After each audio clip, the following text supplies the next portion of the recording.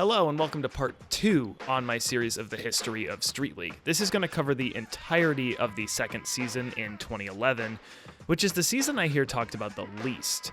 Like, when bringing up stats in history, Street League themselves barely acknowledge that this one even happened, so let's break this one down.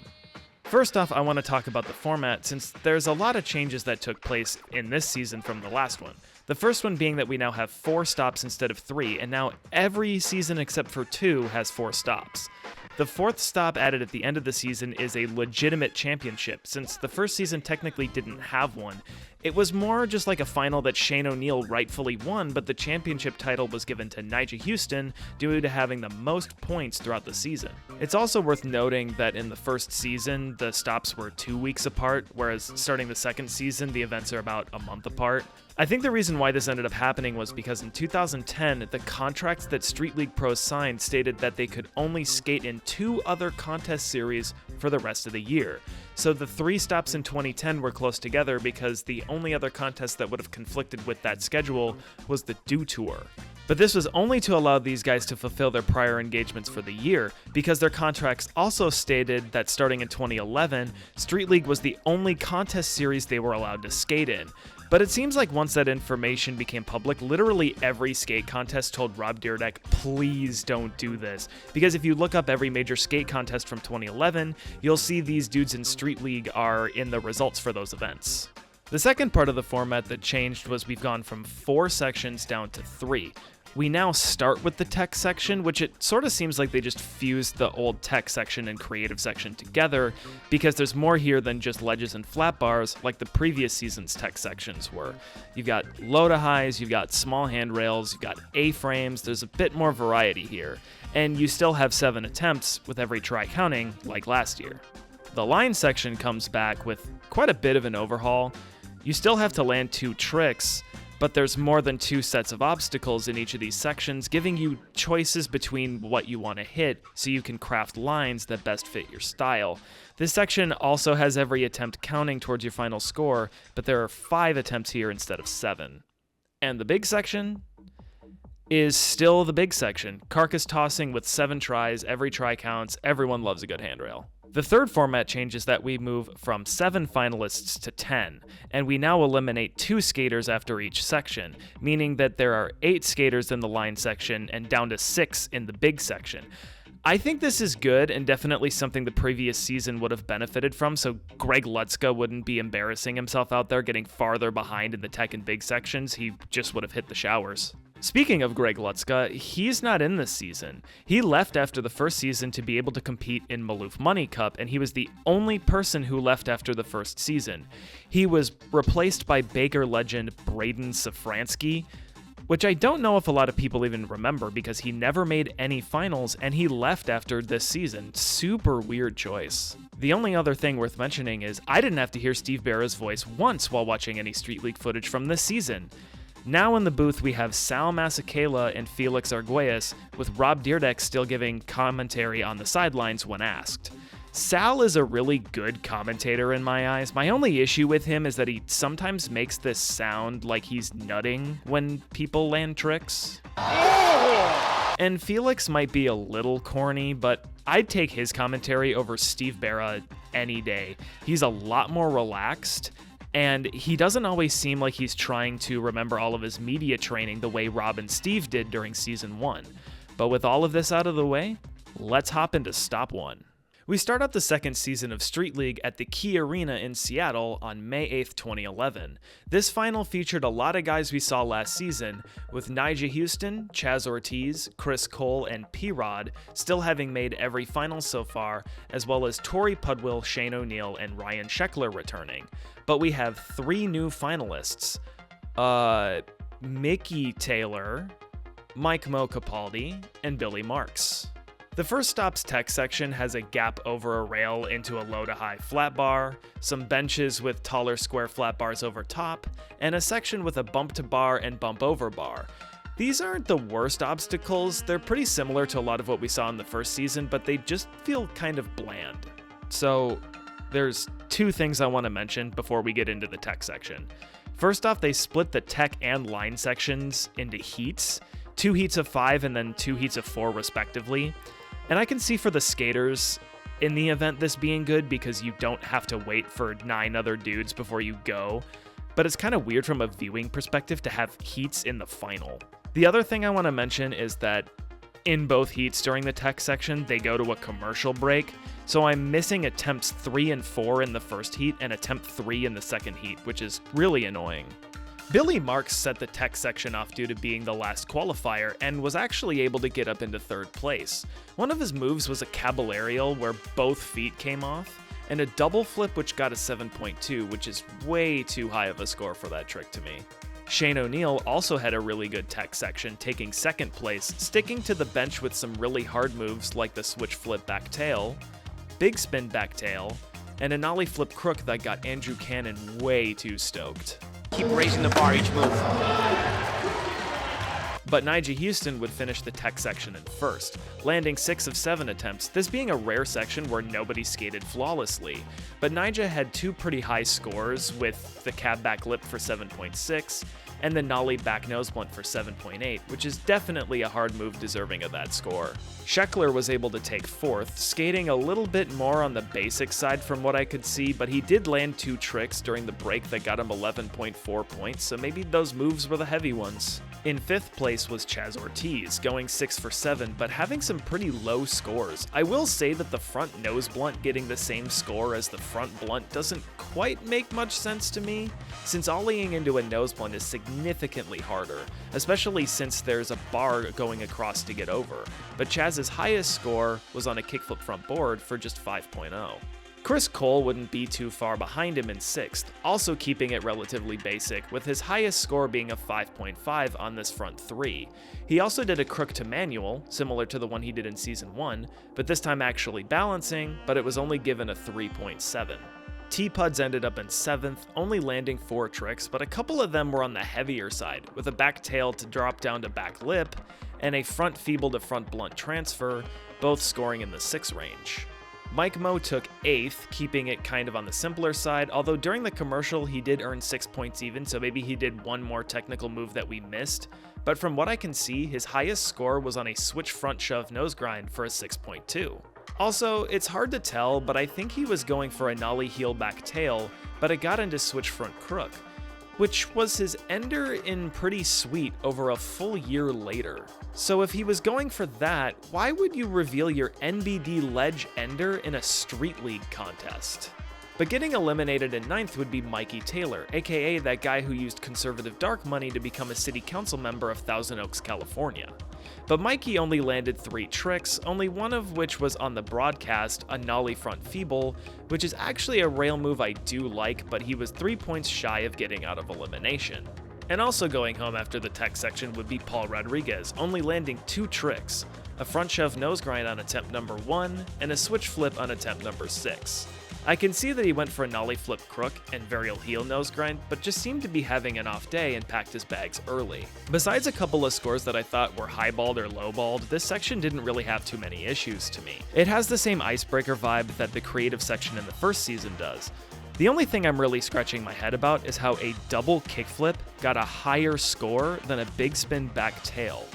Because if you have a flat kickflip like Billy Marks, double flips are just a case of flicking slightly harder and waiting slightly longer than single kickflips.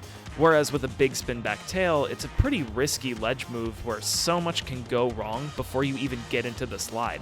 But otherwise, this section was largely uneventful.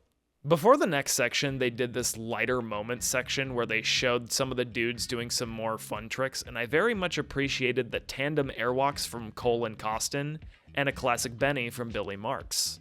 The line section for this stop is your choice between a 4-stair hubba, a 3-stair with an A-frame rail for some up and down action, and an A-frame with ledges on it. These are pretty basic obstacles, not a whole lot to say here about these. Mike Moe would be unable to climb out of 8th place, getting eliminated. While he scored higher in the lines themselves than the 2 people ahead of him, he had a much lower tech section score than they did, so he more than likely needed to skate flawlessly to stay in the game.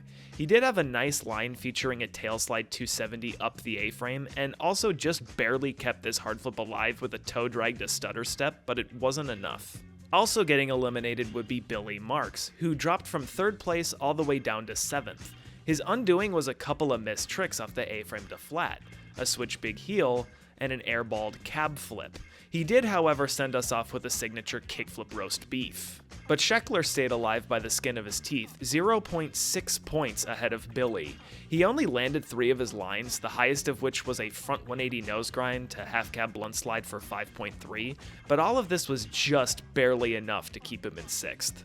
In 5th was Tori Pudwill, going 4 for 5 and giving a display of up and down with a back tail, the line containing it being the highest score of the section at 6.6, and a crooked grind to fakie on the ledge, as well as a feeble on the rail. He did also do one of those back schmiff to back tails that I complained about ad nauseum in the previous video.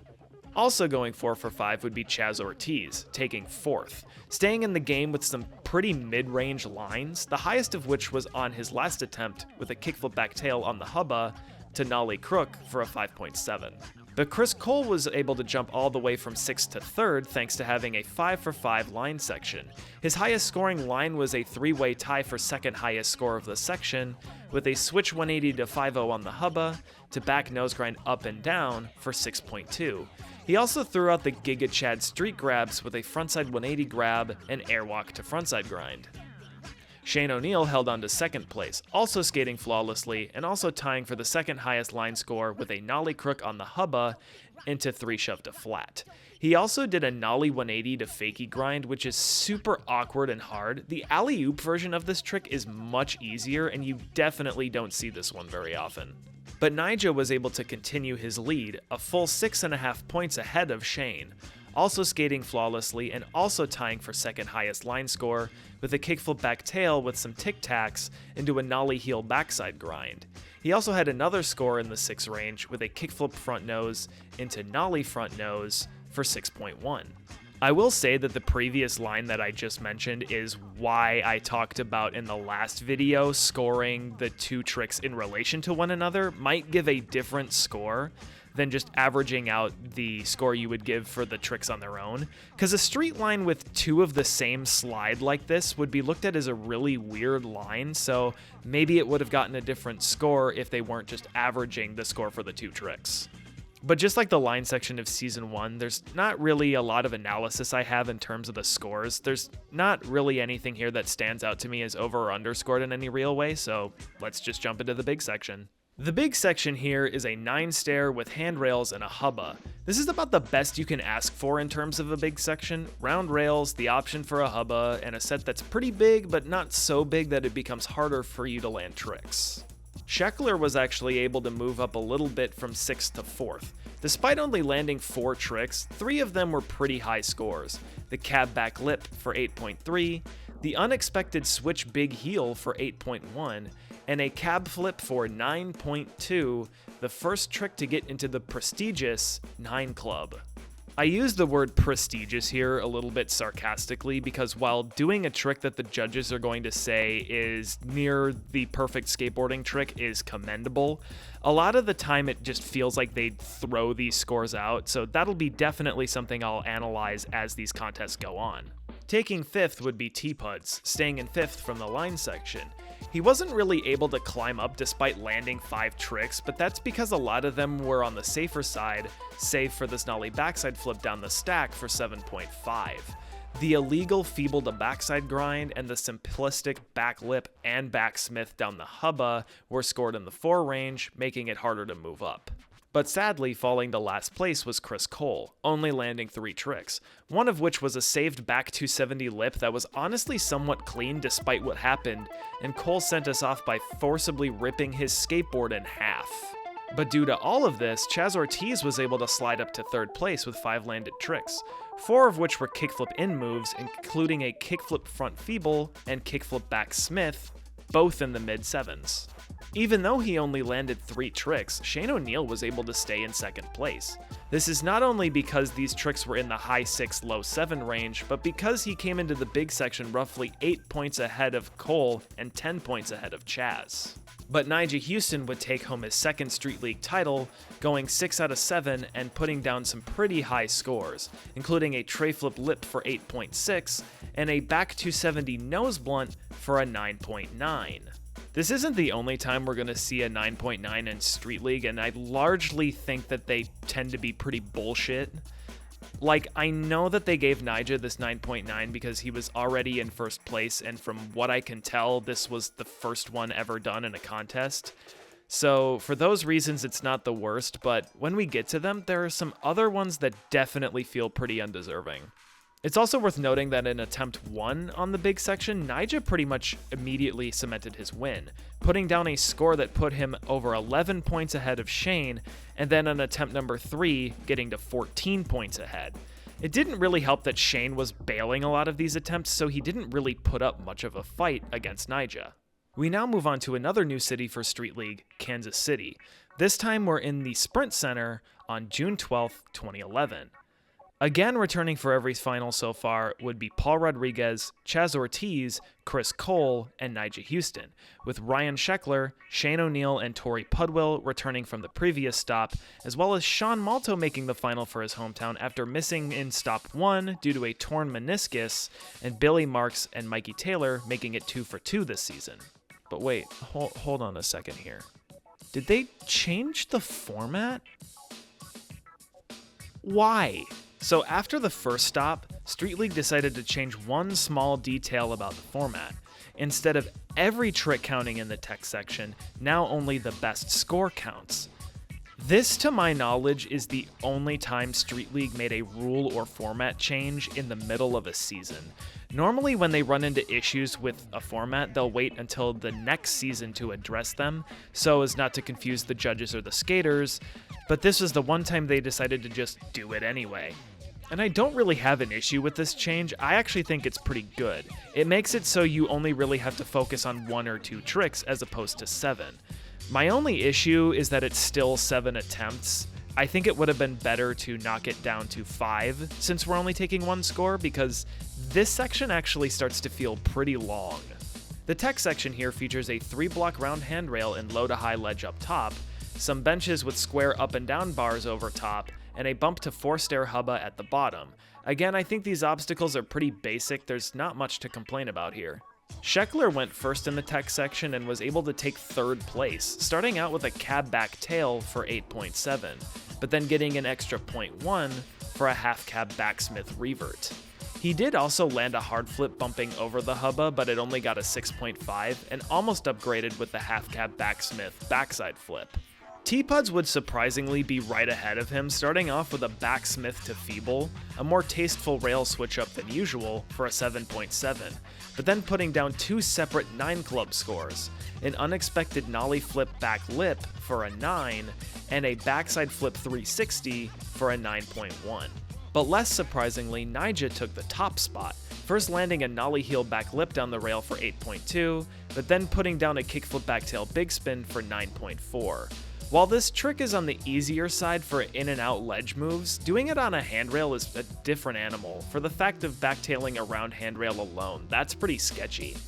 Taking 4th would be Mikey Taylor, who landed a switch 270 front board for 7.4, which would have eliminated him had he not landed the upgraded switch 180 front feeble for 8.5. While Mikey is definitely a skater I could take or leave, this is one of the moves he does that I actually like quite a bit. Billy Marks was right behind him in 5th, putting down a cab flip bumping over the stairs for 8.2 on his final attempt. Afterwards, he tried to change it up with a switch front 3 and switch big heel, one of which actually flipped double, and if it wouldn't have been too far behind him, maybe he would have put it down since it completed rotation and got to his feet. Chris Cole took 6th in this section. His first landed trick was a cab front board for just a 6.8, but then stepped it up with a half cab nose 270 heel with a teeny weeny bit of toe drag, but it was enough for an 8.1. He did attempt 2 tricks I don't think I've ever seen before, which were back 3 all the way around to frontside grind, one of which he almost got both trucks on, and back 270 nose slide. Sean Malto started the tech section by landing a 180 switch crook, and after that took his last 6 attempts to try a nollie flip crook, and thankfully the 7.7 on the 180 switch crook was enough to keep him in the running in 7th place. Just barely keeping himself out of elimination, Chaz Ortiz also landed his first trick, a kickflip backtail big spin on the bench for 7.6. He did also nollie big spin back lip, but it was just a 6.9, so he kept his first score. He went for nollie heel back 3 over the stairs, and since Tori's backside flip 360 got a 9.1, maybe Chaz would have taken the lead with this. But taking the first elimination spot would be P-Rod, getting eliminated in both tech sections so far this season. He rolled away from a slightly crooked, slightly saggy varial heel back nose grind for 7.4. He tried to up this with a nollie late flip over the stairs, but I don't know if that would have scored over Chaz's 7.6. Either way, that's 2 stops heading home early for P-Rod. Also getting eliminated was Shane O'Neill, who started out with a nollie flip crook for 6.2, and tried one of his old signature ledge moves, the switch flip back tail 270. He accidentally landed one just coming out straight, and since the judges knew what he was trying, hit him with a 6.8. And since he wasn't able to ride away from another one, took that score home and sat out the next 2 sections. Another positive change that comes to switching to the best score counting is the fact that now the playing field is a lot more level. In the first stop, the difference between 8th and 1st was a full 13.6 points, whereas here it's just 1.8, meaning the next 2 sections are more about game plan than they are playing a game of catch-up. This line section has a lot of unique options. It starts out with a pretty generic 2-block with hubbas, but in this area here you can go up this ledge, over the hip, hit the bump to the ledge, and go over the plantar gap by jumping over it or grinding across and gapping out. I like all the little different options here, definitely a more interesting section than most of the other ones. Chaz Ortiz was able to jump all the way up to first place from 8th, with 5 flawless lines, all of which had a flip trick or shove it, and 3 of which had 2 flip tricks. His highest scoring line was a 7.1, with a 3 shove over the blocks into big spin front board over the planter, but he also had a line with a kickflip front blunt transfer, as well as a frontside 5-0 across the whole bump to ledge. Nyjah would be right behind him in second, also skating flawlessly, but just a little lower than Chaz, with Chaz at a 6.4 average and Nyjah at a 5.8. Nyjah's highest score was 2 separate 6.7s, one on a nollie nose grind on the hubba into kickflip back lip over the planter, and the other is on a kickflip back 5 on the hubba into big spin front board over the planter, and as I'm saying this out loud, I'm now realizing that the latter of those 2 lines is pretty underscored. Like Chaz got a 7.1 for a line that also ended with a big spin front board, but Chaz jumped down the set when Nyjah flipped into the hubba, which in my mind is a bit more risky. But hey, it's the first time so far this season that Nyjah doesn't finish a section in first, so I guess I should be thankful for something different happening. Malto took 3rd after the line section, jumping up from 7th place, also skating flawlessly. Malto actually got a higher line section total than Nyjah, but Nyjah had 2.7 points more than Malto in the tech section. But Malto's lines were almost exclusively nollie, fakie, and switch, with the highest score being a nollie back 5-0 on the hubba into nollie front feeble over the planter for 7.2. Sheckler took 4th, going 4 for 5, his highest score coming from kickflipping into the bank into a lip slide across the whole bump to ledge for 7.1, but a lot of his other scores were on the lower side, 4s and a low 5. In 5th was Chris Cole, only going 3 for 5, but having some pretty high scores, both from skating up the ledge and then sliding across the planter, including this 5-0 up kickflip out into kickflip front board for an 8.3, the highest line of the section.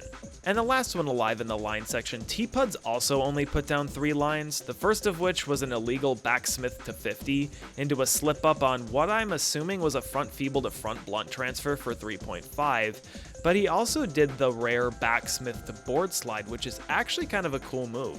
But Mikey Taylor would be eliminated, only landing 3 lines scoring in the 4 range, the highest of which was ending with a switch feeble over the planter. He tried to save himself with a nollie 180 switch crook, but couldn't lock in and had to hit the showers.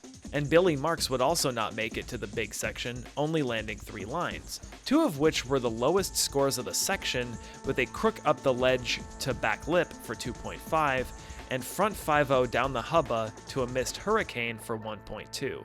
But his third score was the second highest line of the section, with a double flip down the blocks to triple flip over the planner for 8.2. It surprises me that they scored this so high, considering that pretty much every other line near this score is either doing harder tricks on the ledges or grinding the whole bump to ledge, so I was definitely expecting something lower. I think it's also worth noting that if Barra was still in the commentator's booth, this line would have given him about the same reaction a Sour Patch Kid would have given a Victorian child, given his reaction to when Chris Cole would grab his board. I think this line is a little bit too dorky and fun for Stone Cold Steve Barra. This stop's big section is a 3-block with a little ode to the Miami Triangle in the center, with 2 hubbas on the sides with launch kickers off the top. This big section isn't bad from the looks of it, it's a bit on the smaller side compared to the other big sections. Tori Pudwill would finish in 6th place. Despite having one of the higher big section totals, it just wasn't enough to move up. He did throw out a rare nollie back Smith down the hubba, and a nollie frontside flip for a 7, his highest score. Sheckler would be ahead of him in 5th, only landing 4 moves, but 3 of them were off the big kicker, including this 8.9 frontside half cab flip and this cab flip for 9.7, making his mom very excited. Also, can I say something without you guys getting mad at me? Malto unfortunately finished 4th in his hometown. He kept it on the simpler side, but was rewarded in the 6 range for his nollie back nose grind and front crooked grind, which put him within sniffing distance of the win, but 2 bails on a nollie nose blunt kept him off the podium. Chaz Ortiz took home 3rd, somewhat on the simpler side, but not scoring higher than 5.3, which was on a nollie big spin down the blocks. But nobody had a flawless section, so landing 5 tricks in this range was enough for him to stay in the top 3. Chris Cole took 2nd, now a 2-time 2nd place finisher, putting down 6 of 7 moves, including the unexpected switch hard flip, a tray flip grind where he missed a truck but still got a 7, and a 180 switch crook for 8.3. Just like almost every big section, he went out swinging with another backside flip 360 attempt. But taking home 2 in a row now would be Nyjah Huston, who actually for the majority of the big section looked like he was going to take home 2nd or 3rd, due to missing his first attempt on a hard flip, and then also taking 2 tries to put down a nollie heel no slide. But thanks to a switch big heel with a little heel drag that the judges surely didn't notice, and a fat nollie inward heel off the kicker, he was able to climb up to the top. Chaz needed an 8.9 to win, but missed the nollie back 3 and gave Nyjah the win. This one was a lot more action-packed than the previous stop, giving it kind of the same vibe that the previous season had. Everyone kind of killed it in this big section, and it was actually pretty entertaining. Let's see if Street League can keep that momentum going into the next event. We returned to the Jobbing.com arena in Glendale, Arizona for the 2nd time on July 17th, 2011. This final features our perfect attendance squad of P-Rod, Chaz, Cole, and Nyjah, as well as 5-time finalists Shane O'Neill and Sheckler, and 3-timer Billy Marks. But this also marks the first final for 3 guys: Zero legend Tommy Sandoval, longtime pro skater Eric Costin, and Brazilian powerhouse Luan Oliveira, who this year left Nike for the fucking clown shoes brand. One of these videos I will not mention Kariyuma, I promise. Now, Costin's here because Malto got injured during practice, but apparently Costin was also injured, so I don't know why he's skating either. According to Wikipedia, Mikey Taylor was in 12th, so they probably could have subbed him in because he might not have been injured, but oh well. This stop's tech section featured a long 4-stair kinked round handrail, some benches with a little corner to go over that are much taller than the benches in the previous 2 stops, and a kicker to your choice of upward sloping round flat bars or a downward sloping manual pad. These obstacles are far from unskateable, but are definitely some of the least friendly these guys have skated in both seasons so far. Tommy Sandoval set it off in his first final and was able to put down a frontside flip over the mani pad for a 6th place finish.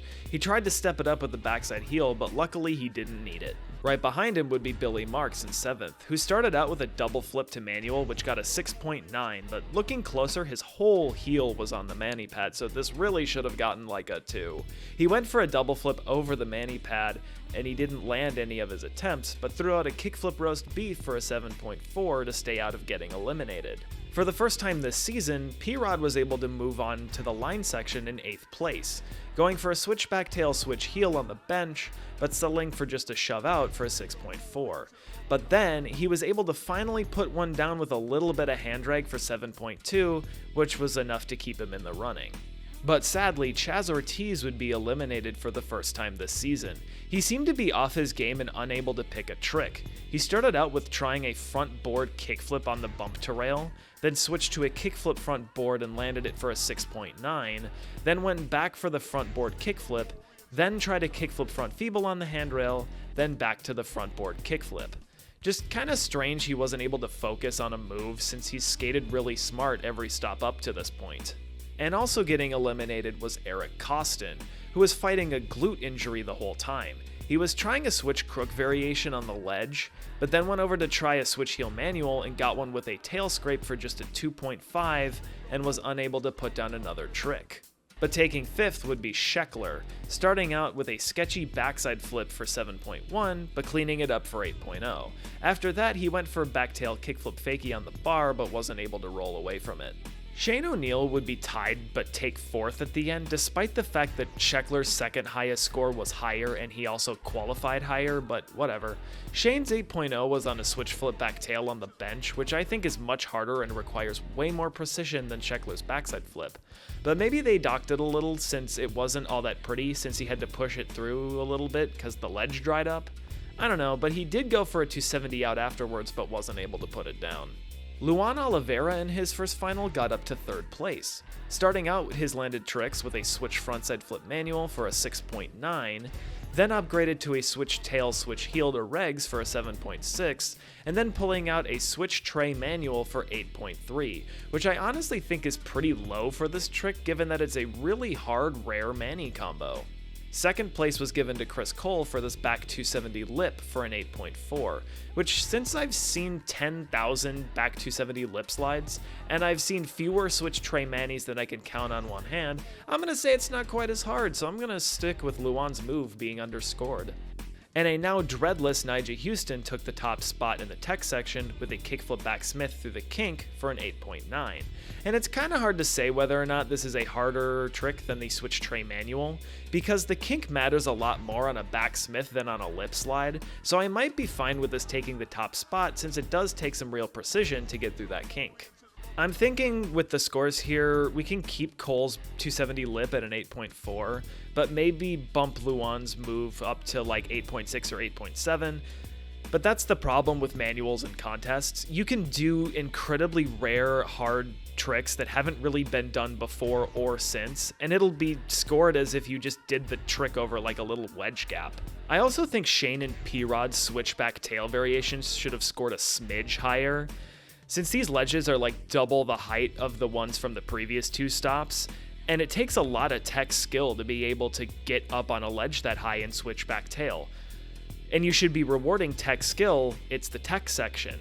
Like, it's definitely weird to me that Sheckler can blast a backside flip and get almost a full point over a tech ledge move because of a little patty cake on the ground. The line section here featured your choice between a gap into a bank, a gap over a planter, or a low to high ledge up top, and your choice between bumping onto a rail, hitting it from flat over a set of stairs, or just jumping said stairs. These are weird. Again, not the worst in the world, but just not very friendly and a weird layout. The ledge at the top is also super tall, and since it's flat, it drains your speed. And then you go up a ramp, which drains more speed, and hit a flat rail, which also drains your speed, so the whole thing you're fighting to have speed to just make it through everything. P-Rod was actually able to get himself up from 8th to 4th, going 4 for 5 and surprisingly able to handle the low to high rails without any issues, getting more than enough points to move on to the big section. Right behind him in 5th would be Billy Marks, who put down 3 really low scores, including a back 5-0 on the ledge to front board on the rail for just a 2.7, but was able to stay alive with another double flip down the set for 7.5. At some point, you guys have got to start docking the double flips, please. I don't hate Billy Marks' other tricks, but when you gave him the 8.2 for the double flip triple flip line, I think he found a pretty easy loophole there. Shane O'Neill would just barely be able to hold on to 6th place, going 3 for 5 with some relatively low scores, playing it safe but in a way that actually paid off. Luan Oliveira would not be as lucky though, only landing 2 lines, both of which he decided to gap over the double set rather than hit the rails, and he put down a hard flip down the plantar gap into frontside flip down the set for 8.2, the highest score of the section, but it wasn't enough and he ended his day in 7th place. Tommy Sandoval would be in a similar situation, landing 3 lines, but the highest of which was just a 4.9, only earning 11.1 points from the line section in total and finishing in 8th place. But Chris Cole was able to take 3rd place, going 4 for 5 and skating in the 5-point range, but being the only guy to hit the rail switch with a switch front board. Ryan Sheckler was able to bump up to 2nd place, his highest finish in a section yet, thanks for going 5 for 5 and doing moves like this front feeble back 180, a feeble to back Smith on the whole rail from the bump, and a front blunt where he hit eject early into a firecracker and still made it. But Nyjah would finish this section in 1st once again, also skating flawlessly, hitting the whole rail from the bump as well with a front Smith, and a nose grind 180 he somehow muscled past the stairs, along with this big spin front board, which while I'm tired of seeing this trick thanks to modern contests, I'll give him credit for this being a long flat rail with a drop at the end rather than a small bump to rail or handrail. Just like the tech section in Ontario last year, you can tell some of these guys weren't feeling these obstacles. Shane O'Neill didn't touch the bigger gap or the full ledges up top, and Luan didn't hit the rails over the stairs. I feel like so far, this is the stop with the worst obstacles, and the big section we're heading into is just another example of this. This stop's big section is a big 5 with really tall, wide rails on it. They're like hubba rails, which really just make board slide and blunt slide variations harder, and these are super tall. They're like rib high from the top. They just don't look very fun to skate, and they're just not as good as a lower round rail or wide hubba. Shane O'Neill would end up finishing in 5th, only landing 3 moves in the big section with a nollie back heel, nollie big spin, and a really nice switch backside flip. Billy Marks would be the one taking 6th, however, also landing 3 tricks, one of which being just a crook for 2.9, but he did kickflip nose slide for 7.5, which I wasn't expecting. P-Rod would be outside of the podium in 4th, his highest playing in Street League thus far. Just like Shane and Billy, he only landed 3 tricks, but one of them was a perfect switch tray for 8.4, which was really nice to see. Chris Cole would take home 3rd place with 4 landed tricks, getting into both a front blunt and front nose blunt on this high-ass hubba, as well as a tray flip grind for 8.9, the highest score of the section.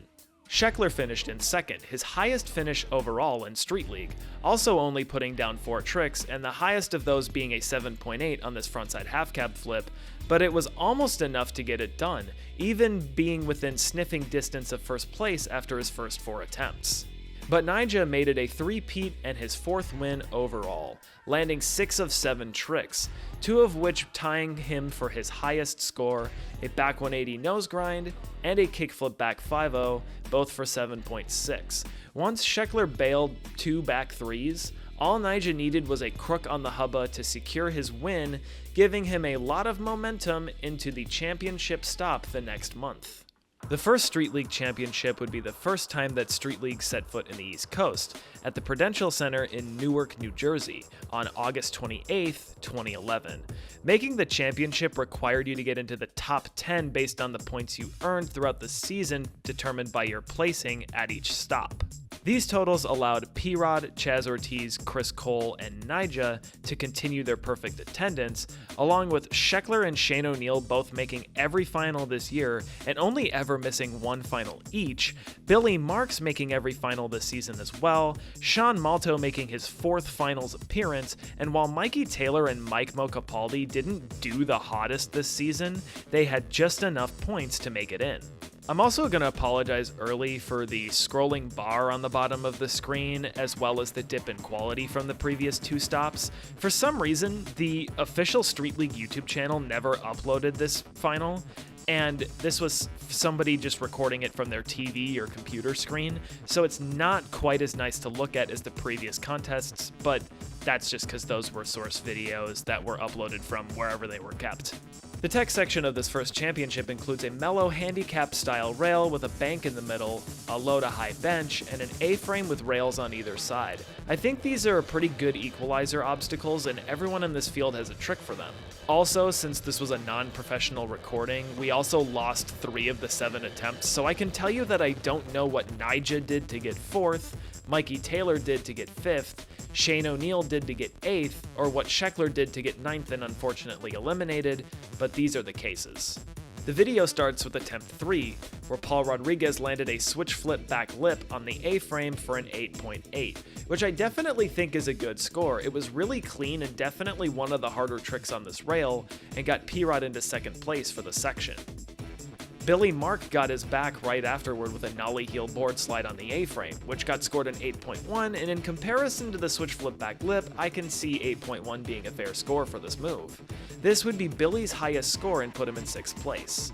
Chaz Ortiz also had an A-frame move, a switch 180 to front feeble for 8.3. This is a pretty interesting choice for Chaz, definitely not a trick I'm used to seeing him do. The 4th attempt happened during the commercial break and nobody landed anything on attempt number 5, but on attempt number 6, Chaz would put down another move, a nollie big heel back lip, which got scored a 9.3, Chaz's first 9 club score. This is a trick you don't see very often and it is really tech, so I'm not surprised it got scored this high. But Chris Cole had yet to put a trick down until this attempt, where he switched from the half cab nose slide 270 heel to just put down a fakie ollie nose blunt on the A-frame for 7.9, which was just enough to keep him from getting eliminated and move him into 7th place.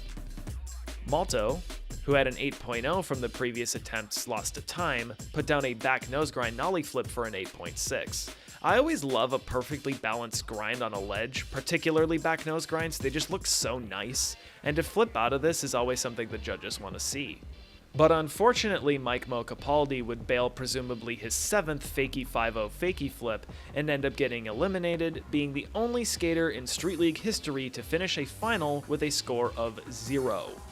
Okay, I know that last section was a little bit confusing with the missing attempts and the way I had to present that, so here's a scoreboard for you with all the information so you know the standings after the tech section.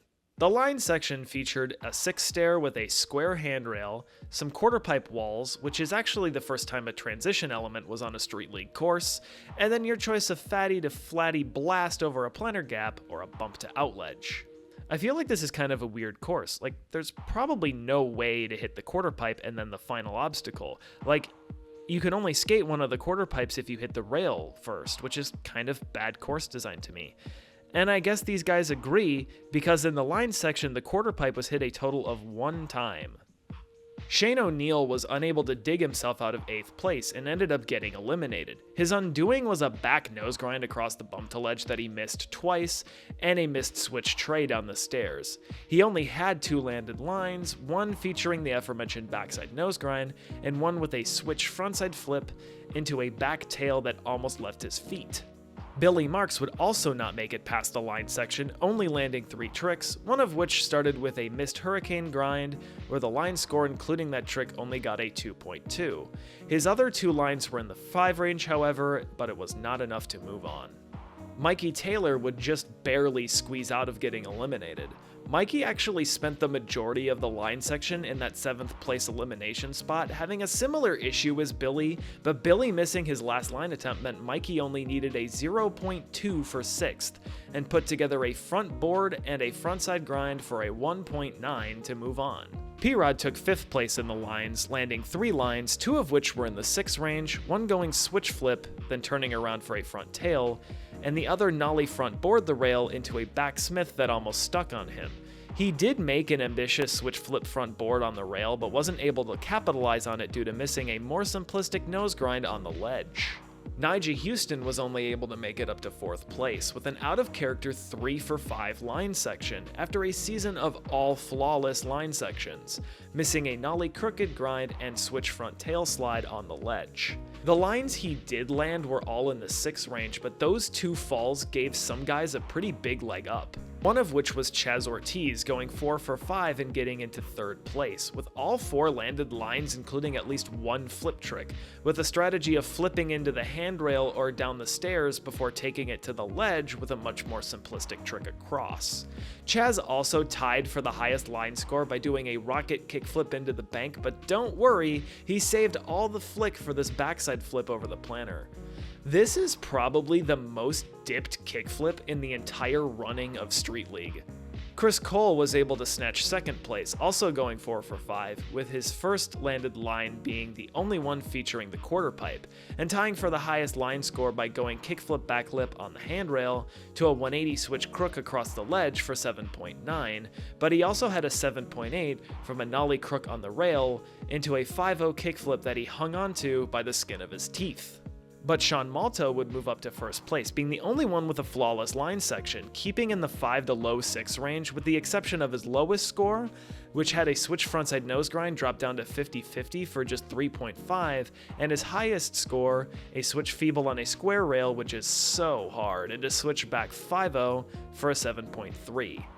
I noticed a comment on the YouTube video of this contest pointing out that Malto got scored 0.3 points higher than Mikey for the same exact line, this being a nollie front board on the handrail to frontside nose grind on the ledge, and I want you to watch both of these lines and tell me one doesn't look a hell of a lot better than the other. Style's always been a judging criteria, and this is one of the most blatant examples of it. And now it's come to this moment, the championship big section.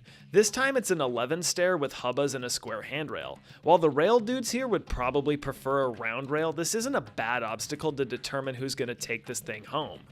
Mikey Taylor would finish the big section in 6th place, only landing 2 tricks, a nollie frontside grind for 4.2 and a nollie board slide for 5.9.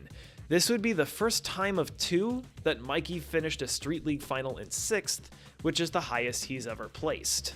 P-Rod would also only land 2 tricks in the big section, a switchback 5-0 for 7.3, and a 3rd try switch crook for 7.7. He did take 3 cracks at a switchback lip, but didn't make it and stayed in 5th place.